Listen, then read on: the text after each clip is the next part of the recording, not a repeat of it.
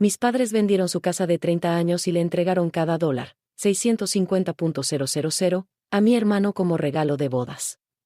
Apenas tuve tiempo de asimilar esa traición antes de que llegara la siguiente.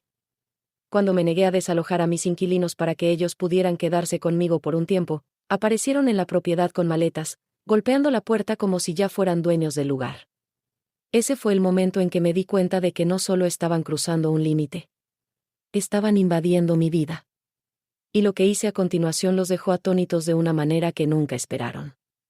Probablemente debería empezar contándoles quién era yo antes de que todo estallara.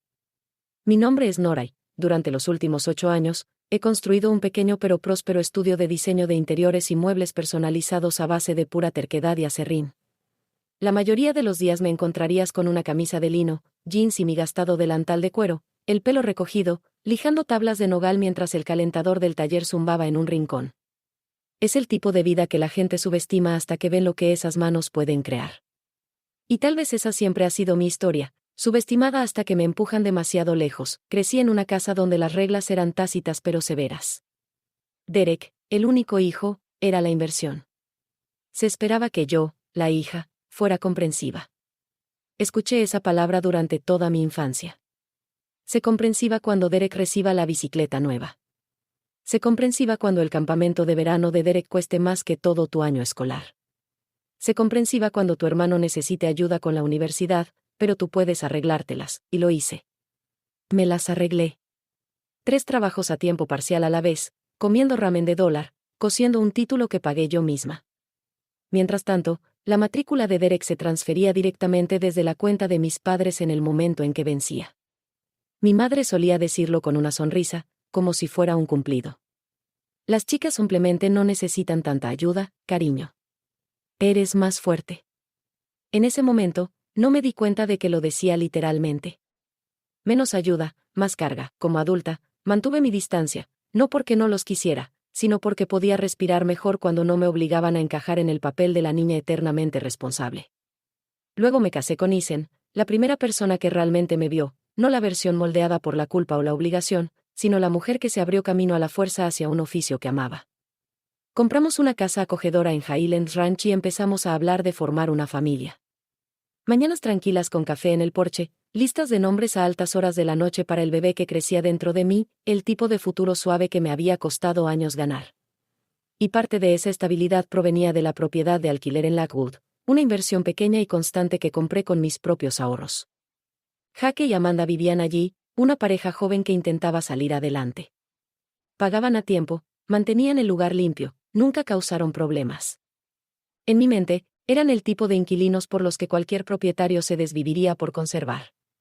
Por eso, cuando mis padres llamaron una tarde, sonando sin aliento por la emoción, no tuve motivos para prepararme.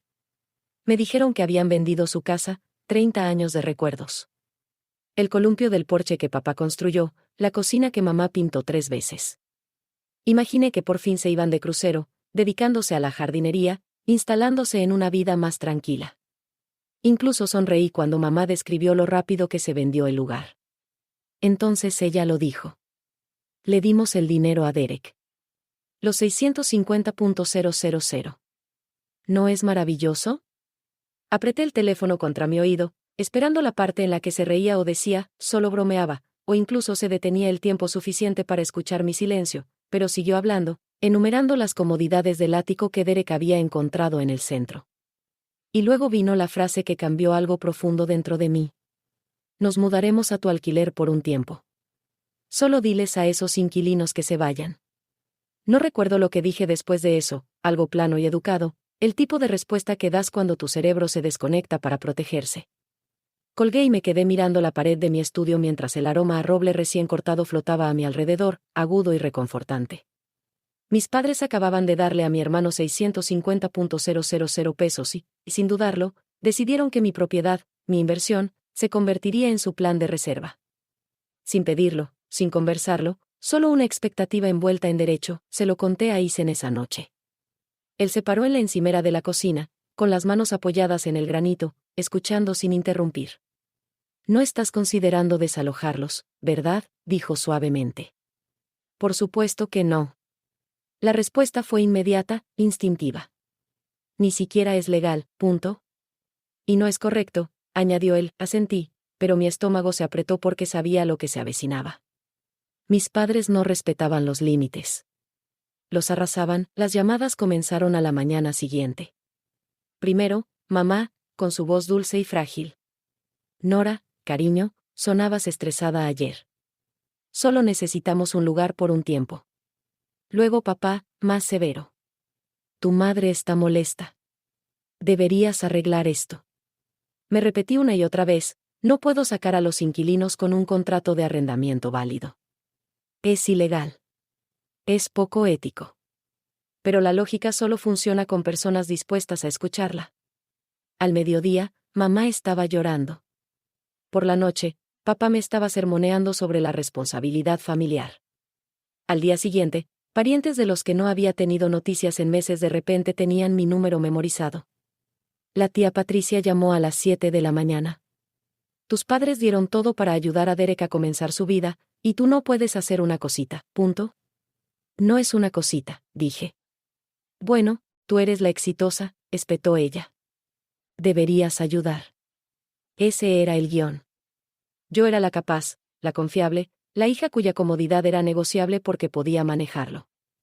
Derek me envió un mensaje de texto esa tarde. Necesitan dónde quedarse.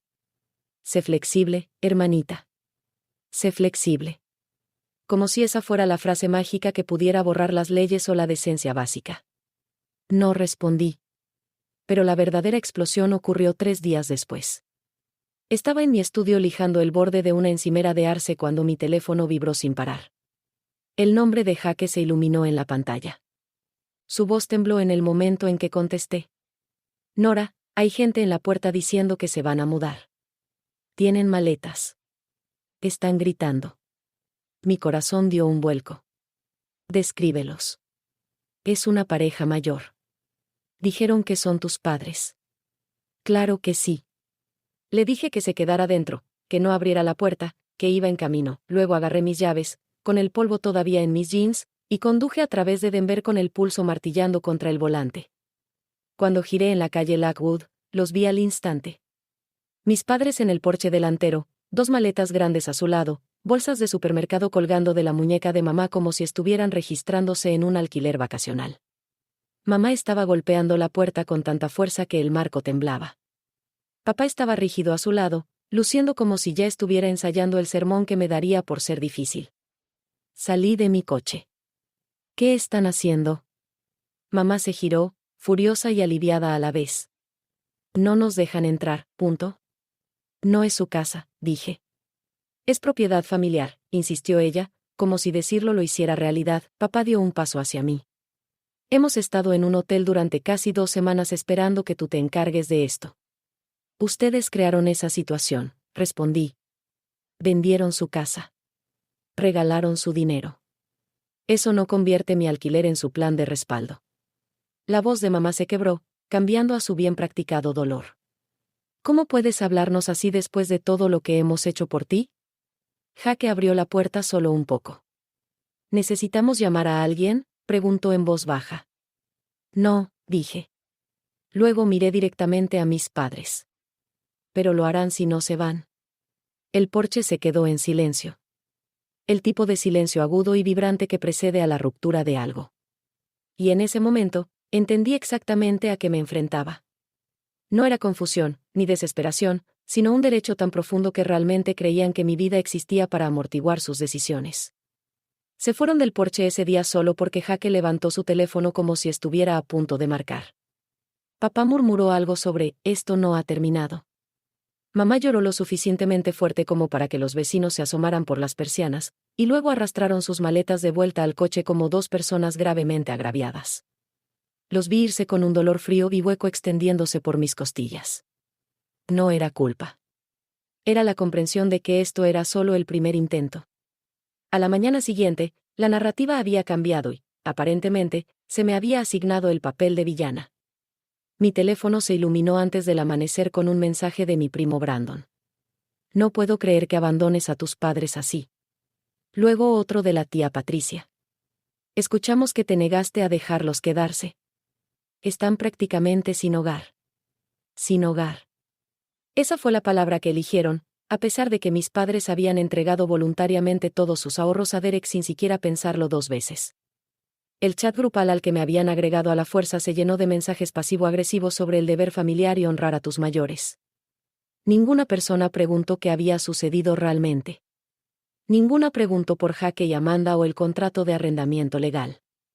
Esto no era preocupación. Era una campaña de culpa coordinada. Ethan me observó leer mensaje tras mensaje mientras yo estaba sentada en la isla de la cocina, con una mano sobre mi vientre. «Puedes bloquearlos», murmuró. «Lo sé», dije. Y sí lo sabía. Pero bloquearlos no resolvía la verdad más grande. Mis padres creían que tenían acceso ilimitado a mi vida, mi hogar, mis recursos. Si no lo detenía limpiamente ahora, sangraría en cada parte del futuro que estábamos tratando de construir. Por esa época, comenzaron a filtrarse noticias sobre Derek. A través de mi prima María, una de las pocas voces neutrales, me enteré de que el banco había negado la solicitud de hipoteca de Derek para el ático. Necesitaban verificación de ingresos. Ella me dijo que él no tenía ninguno. Sin el préstamo, él no podía cerrar el trato.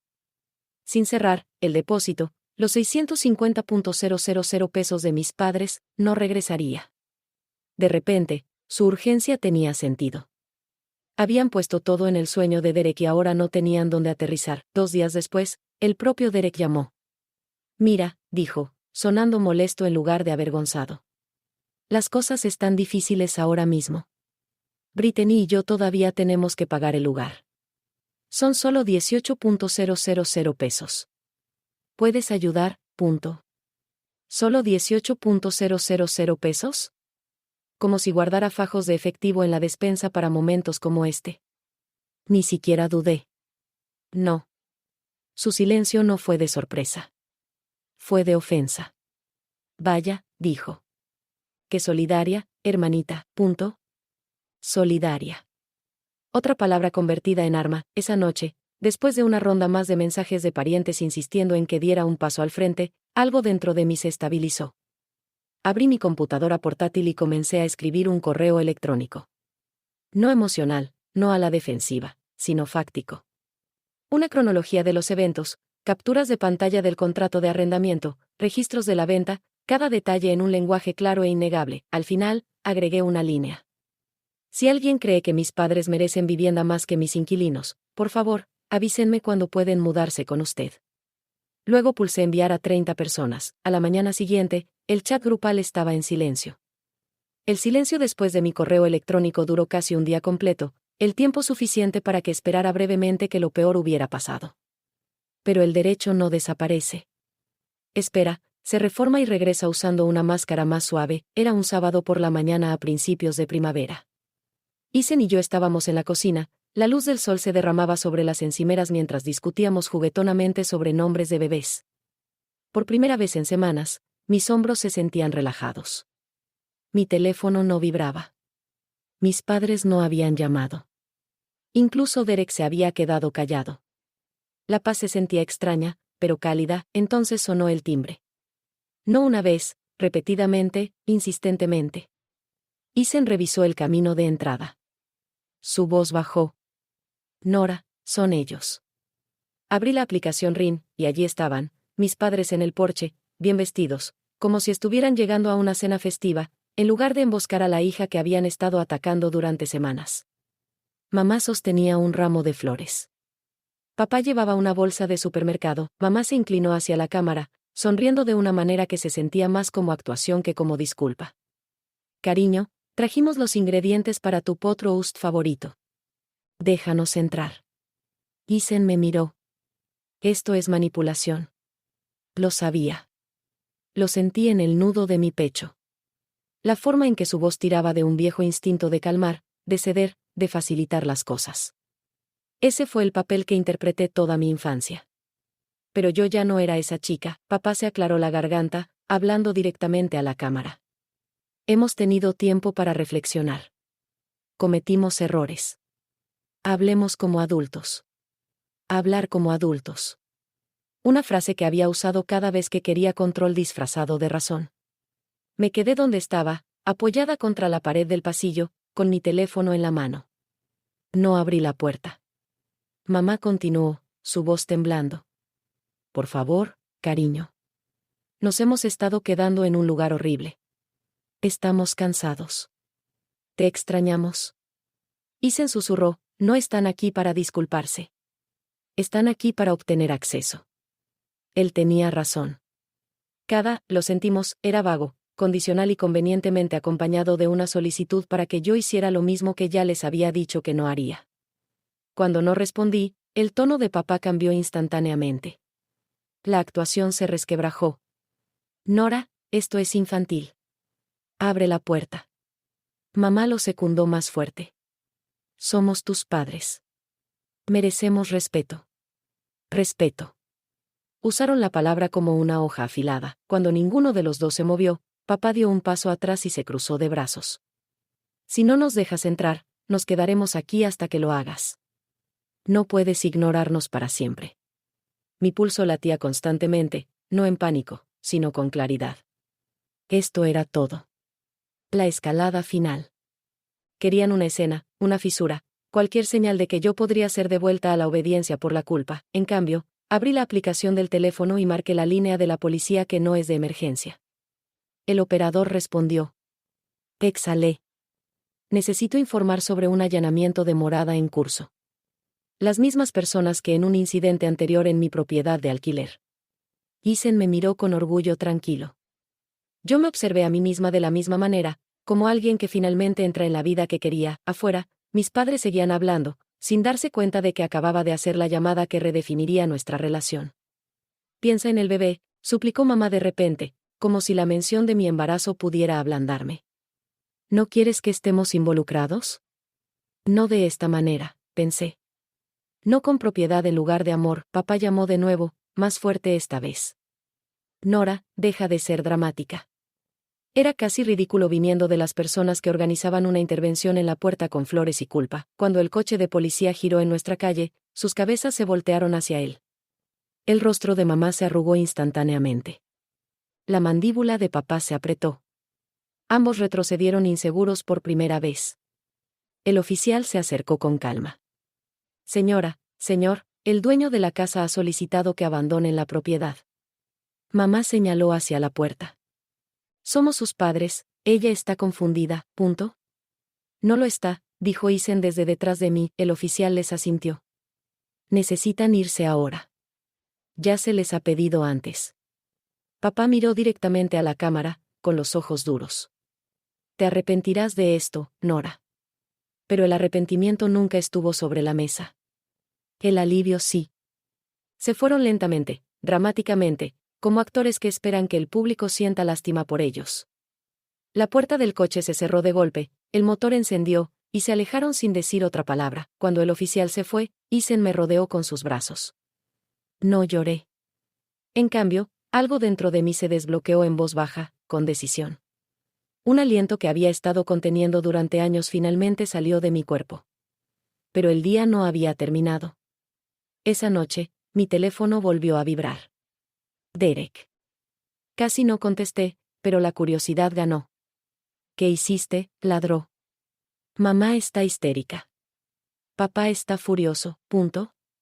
Protegí mi hogar, dije. Los humillaste, punto. Ellos crearon la situación, respondí. Hice cumplir un límite. Se burló. Increíble. Me dieron todo para construir mi futuro, y tú ni siquiera puedes darles un lugar para quedarse. Ahí estaba. La jerarquía al descubierto. Te lo dieron todo a ti, dije suavemente. No a mí. Un largo silencio se extendió entre nosotros. Entonces vas a pagar por esto, siseó. Colgué, pero el verdadero final no fue una llamada o una confrontación. Llegó 2 días después en un sobresimple entregado al nuevo apartamento de mis padres, el de un dormitorio que finalmente habían alquilado cuando todas sus opciones se desmoronaron. Una notificación formal redactada por mi abogado. Cesar el allanamiento de morada o enfrentar acciones legales adicionales. Cualquier intento adicional de ingresar a mis propiedades sería documentado y presentado. Según María, mis padres se pusieron pálidos al leerlo. No enojados, no devastados, sino tambaleándose. En las semanas que siguieron, el ruido a mi alrededor finalmente se calmó. Mis padres se mudaron a un modesto apartamento de un dormitorio en las afueras de la ciudad. Nada como la vida que imaginaron cuando le entregaron a Derek 650.000 pesos, pero era el único lugar que podían pagar.